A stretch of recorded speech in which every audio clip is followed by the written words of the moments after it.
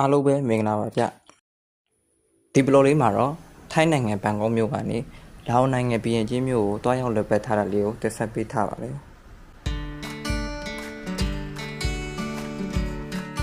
ဒီဗီဒီယိုလေးကတော့အပိုက်တက်ပါ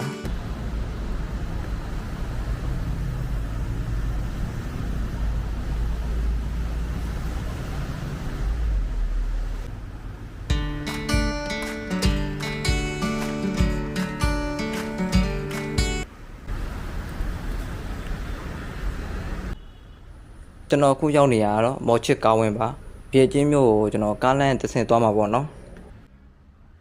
ဒီမော်ချစ်ကားဝင်းချက်တူချက်ဘတ်တာမီနယ်လို့လည်းခေါ်ကြပြီးတော့ဒီထိုင်းနိုင်ငံမြောက်ဝမ်းမြို့တွေဖြစ်တဲ့ချင်းမိုင်တို့အရှေ့မြောက်ဝမ်းမြို့တွေဖြစ်တဲ့နောက်အခိုင်ဥဒိုထန်ဒီစတဲ့အရက်ဒေတာတွေသွားဖို့အတွက်အဓိကဘတ်တာမီနယ်လို့ဆိုရမှာပါ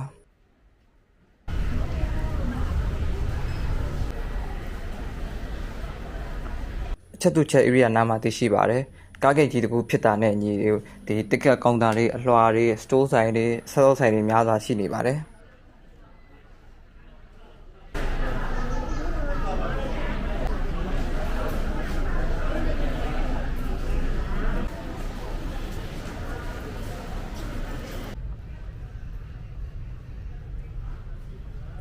ကျွန်တော်ပထမဆုံးရောက်ဖို့တာဖြစ်တာကြောင့်ကျွန်တော်ဒီလက်ပတ်ကြည့်ရှုနေတာပေါ့နော်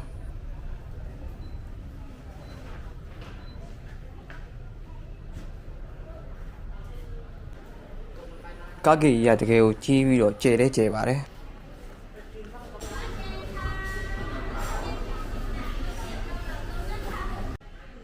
ကားထွက်ဖို့အခြေစောသေးတာကြောင့်ကျွန်တော်ဒီကွက်တီကိုဆိုင်းနေပဲထိုင်းဆောင်မှာဖြစ်ပါတယ်ကွက်တီကိုလေးကအငွေတစ်ထောင်းထားပြီးပူလေးနဲ့တော်တော်စားလို့ကောင်းပါတယ်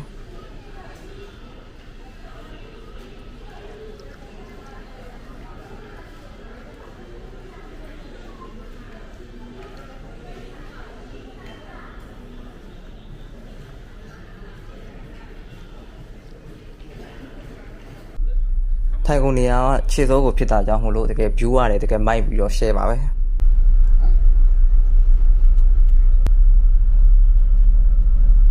ကားစားထွက်ပါပြီဗျာ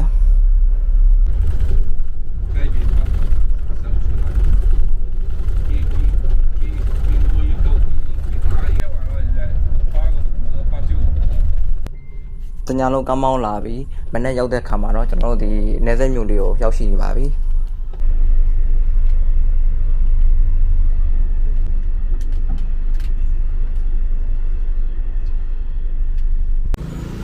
ကျွန်တော်တို့ကားကတော့ဒီနောက်ခိုင်ကားဂိတ်မှာဂိတ်ဆုံးပါတယ်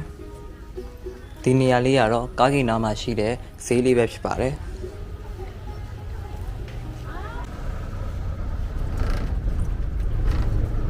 ဒီဂိတ်ဆုံးတဲ့နေရာနေပြီးတော့နောက်ခိုင်ပေါ်တောင်ရောက်ဖို့အတွက်ကျွန်တော်တို့ဒီတုတ်တုံလေးစီးပြီးတော့သွားရပါတယ်ဒါကတော့နောက်ခိုင်ပေါ်တာပဲဖြစ်ပါတယ်ထိုင်းနိုင်ငံအထွက်လာအိုနိုင်ငံအဝင်ကျွန်တော်တို့ဒီ immigration တွေပါတယ်ဖြစ်ရတာပေါ့နော်ထိုင်းလာအိုချစ်ကြည်ရေးတံတားကိုဖြတ်ဖို့အတွက်ကျွန်တော်တို့ဒီဂိတ်လေးရတစ်စစ်ကားလက်မှတ်လေးဝယ်ရပါတယ်ဒီကားလေးစီးပြီးတော့ဖြတ်ပါပါကျွန်တော်တို့အခုဖြတ်နေရတော့မဲခေါင်မြစ်ပါဒီအာရှမှာအရှိဆုံးမြစ်တွေတည်းတစ်ခုလို့လည်းဆိုလို့ရပါတယ်အို immigration ဖြတ်ပြီးတဲ့နောက်မှာတော့ကျွန်တော်တို့တဲမဲ့ဟိုတယ်ကိုကားလေးငှားပြီးတော့တွားခဲ့ပါတယ်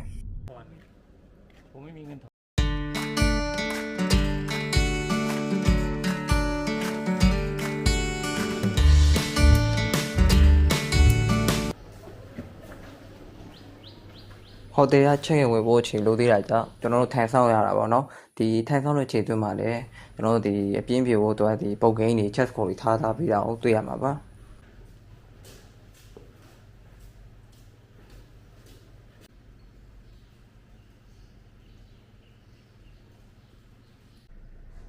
ဒါကတော့ဟိုတယ်ရဲ့အပြင်ဘက်ပဲဖြစ်ပါတယ်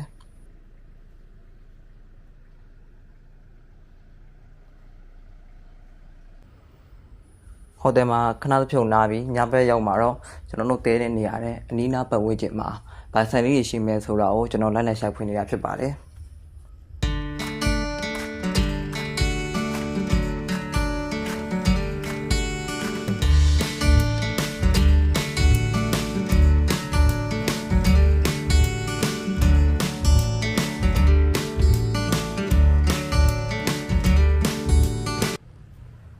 ခုတွေ့နေရတဲ့ရုပ်ထုကိုကျွန်တော်ရှာဖွေကြည့်လိုက်တဲ့အခါမှာတော့6အနုဘာတက်ကျူလို့ခေါ်ကြပါတယ်ဒီကျွန်တော်အတန်းထွက်မှားဝိုင်းခွလို့ပါဒီလာအိုနိုင်ငံရဲ့ national hero ဖြစ်ပြီးတော့ဒီအလွန်ကြော်ကြားတဲ့နေရာတစ်ခုလည်းဖြစ်တယ်ပေါ့နော်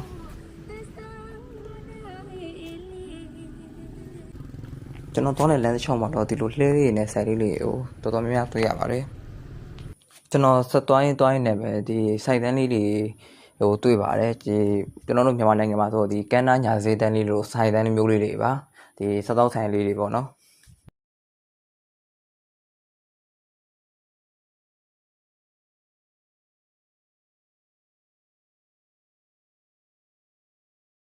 ကျွန်တော်လည်းပါဆိုင်ကောင်းမလဲဆိုတော့တွေ့ရင်စဉ်းစားရင်းနဲ့ပဲအဆင်ပြေမဲ့အရာတစ်ခုကိုကျွန်တော်မှားချလိုက်ပါတယ်တန်ကျွန်တော်မှားလေးရောက်ပါပြီဗျာ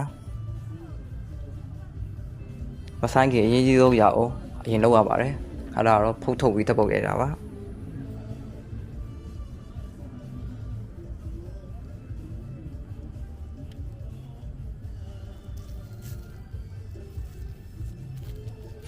ကျွန်တော်မှားတာဘာနဲ့တူလဲဆိုတော့ဒီအနည်းဆုံးပြောရမယ်ဆိုရင်ဒီကျွန်တော်တို့မြန်မာနိုင်ငံမှာပေါ့နော်ဒီ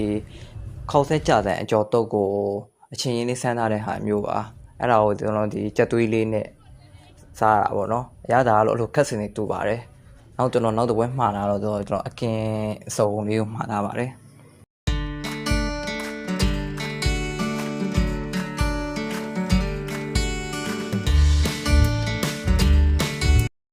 ပိုက်ဆာနေလို့လာတော့မသိဘူးစားတော့တော်တော်ကောင်းပါတယ်ဒီအပိုင်းဒီဗီဒီယိုလေးကိုတော့ကျွန်တော်ဒီမှာပဲဆုတ်သက်ချင်ပါတယ်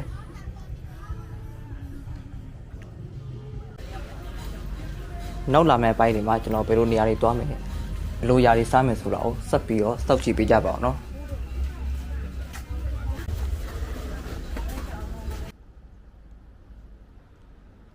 အားလုံးကိုကျေးဇူးတင်ပါတယ်တတား